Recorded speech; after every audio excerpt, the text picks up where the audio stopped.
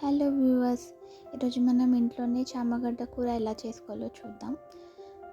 దానికోసం ప్యాన్ పెట్టుకొని ఆయిల్, జీలకర్ర, ఆవాలు, ఆనియన్ వేసుకొని అవి బ్రౌనిష్ కలర్లో వచ్చాక కొంచెం అల్లం ఎల్లిగడ్డ పేస్ట్ వేసుకోండి. అది మిక్స్ చేసుకున్నాక కొంచెం పసుపు వేసుకొని కలిపేసి చామగడ్డ ముందుగానే మనం ఉడికించి పొట్టు తీసుకొని పెట్టుకోవాలి. ఆ ముక్కల్ని దీంట్లో వేసుకొని నూనెలో బాగా మగ్గనివ్వాలి. కొంచెం కలుపుతూ ఉండండి, సో అది మాడిపోదు. తర్వాత తగినంత కారం వేసుకోండి. కారం కూడా కొంచెం నూనెలో మగ్గేంత వరకు ఆగాలి. ముందుగానే చింతపండు రసం తీసి పెట్టుకున్నాను, అది దీంట్లో పోసుకొని చింతపండు రసం ఎంత మరిగితే అంత బాగుంటుంది పులుసు.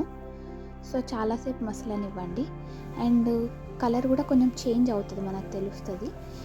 అదే పులుసులో కొంచెం జీలకర్ర మెంతుల పొడి, ధనియాల పొడి, కొత్తిమీర వేసుకొని కొంచెం సేపు మగ్గనిచ్చేసి దింపేసుకొని తింటే చాలా బాగుంటుంది. ట్రై చేయండి. చూడండి, ఈ కన్సిస్టెన్సీలో ఉండాలి పులుసు అనేది.